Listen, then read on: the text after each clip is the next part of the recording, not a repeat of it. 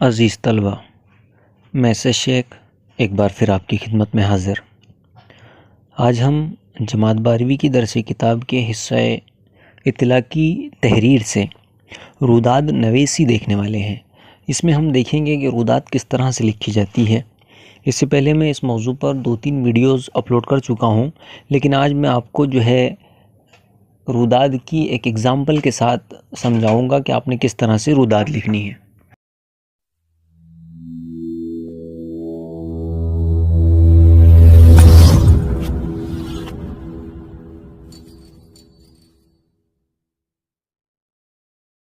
تو آئیے ہم دیکھتے ہیں روداد کس طرح سے لکھی جائے۔ روداد لکھتے وقت آپ کو ان باتوں کو ذہن میں رکھنا لازمی ہے۔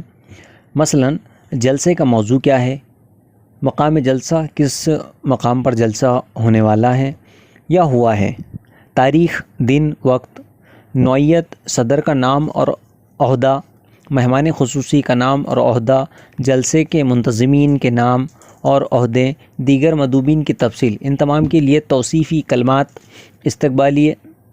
استقبال، تلاوت قرآن پاک، اس کے بعد حمد، نعت خوانی، استقبالیہ گیت وغیرہ کا ذکر پہلے کرنا ہے آپ نے، جس کو کہتے ہیں تمہید والا حصہ۔ اس حصے میں جو چیزیں میں آپ کو بتا چکا ہوں ان تمام کا ذکر آپ نے کرنا ہے۔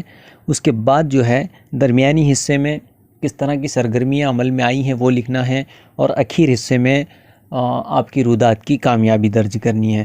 بہرحال کوئی اتنا مشکل مرحلہ نہیں ہے، میں آپ کو ایک ایگزامپل کے ساتھ بتا رہا ہوں کہ آپ روداد کس طرح سے لکھیں گے۔ آئیے ہم دیکھتے ہیں۔ آئیے دیکھتے ہیں روداد کس طرح سے لکھی جائے۔ دیکھیے، ایک روداد کا نمونہ آپ کے سامنے پیش خدمت ہے۔ مثلا یہ روداد لکھی گئی ہے یوم جمہوریہ کے اوپر میں، امراوتی 26 جنوری۔ ٹھیک ہو گیا۔ اس کے بعد شروع کریں گے، شہر مالوف میں قدیم ترین عصری درسگاہ انجمن انوار الاسلام جونیئر کالج میں ایک فلک بوز شہرتوں کی حامل بزم کا انعقاد 26 جنوری بروز منگل صبح 10:30 بجے کالج حاضہ میں ہوا، جو جشن یوم آزادی کے نام سے موسوم خوبصورت و دلکش دلفریب یوم جمہوریہ حقیقتاً ایک دلنشین و دلفریب منظر اپنے اندر سمیٹے ہوئے تھی، جس کی صدارت فرما رہے تھے شان محفل محترم جناب سید ناطق الدین خطیب صاحب، سابق MLC۔ اس بزم کو مزید خوبصورتی عطا ہوئی آمد سبب مہمانان خصوصی جناب عین الدین خطیب صاحب صدر بلدیہ و محترم نور العین صاحب سے۔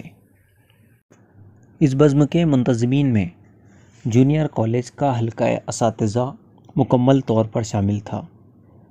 اس بزم کی نظامت جناب عبدالجاوید سر نے کی اور ان کے معاون عبدالحکیم سر تھے۔ یہ جو بزم بطور یوم جمہوریہ منائی جا رہی تھی، اس کا آغاز حسب معمول تلاوت قرآن پاک سے ہوا، اور پھر اس خالق حقیقی کی حمد و ثنا کی گئی جو مالک دو جہان ہے۔ اس تقریب کو مزید نورانیت بخشی گئی ذکر سبب وجود کائنات سے۔ طلبہ نے مترنم لب و لہجے میں سامعین پر وجد طاری کیا۔ بعد ازاں گل پیشی کا نظم رکھا گیا تھا، جس میں تمام مہمانان ماں صاحب جشن کو گل پیش کیے گئے۔ سید المدرسین جناب شیخ مختار سر نے مختصر لیکن معنی خیز لفظوں میں بزم کے الغاز و مقاصد کو پیش کیا، اور تقریب کے روح رواں جناب اقبال خان سر نے اپنی نقطہ راست نگاہ سے بزم کا جائزہ لینے کے بعد ان پہلو پر روشنی ڈالی جو ان سے پہلے آنے والے مقررین نے چھوڑ دیا تھا۔ قابل ذکر بات یہ ہے کہ سر نے آزادی سے لے کر آج تک کا منظر اس طرح کھینچا جیسے سارا منظر سامعین اپنی آنکھوں سے دیکھ رہی ہیں۔ اس کے بعد مہمان خصوصی جناب سید عین الدین خطیب صاحب نے اپنے خوبصورت احساسات کی ترجمانی اتنے ہی حسین لب و لہجے میں کی۔ اس کے بعد سلسلہ تقسیم انعامات شروع ہوا۔ تمام مہمانان اور پرنسپل سر اور صاحب جشن نے اپنے ہاتھوں سے طلباء کو انعامات سے نوازا۔ اس کے بعد صدارتی خطبہ ہوا۔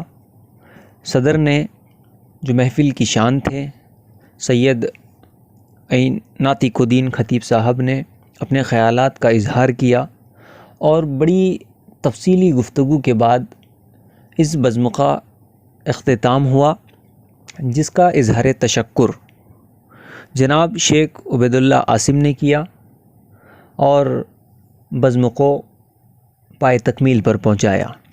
اور اس کے بعد صاحب جشن کی اجازت سے اس پروگرام کا، اس بزم کا اختتام کا اعلان ہوا۔ عزیز طلباء، اب آپ نے اس بات کو ذہن نشین رکھنا ہے کہ جن باتوں کا ذکر پہلے میں نے تمہید میں کیا تھا وہ ساری باتیں تمہید والے حصے میں نے لکھ دی ہیں۔ اس کے بعد درمیانی حصہ ہے اور پھر اختتام ہے۔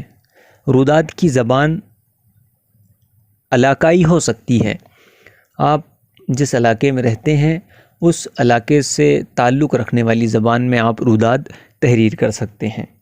میں امید کرتا ہوں کہ یہ روداد آپ کو پوری طرح سے سمجھ میں آ گئی ہوں گی۔ اب آئندہ کسی بھی موضوع پر آپ روداد تحریر کر سکتے ہیں۔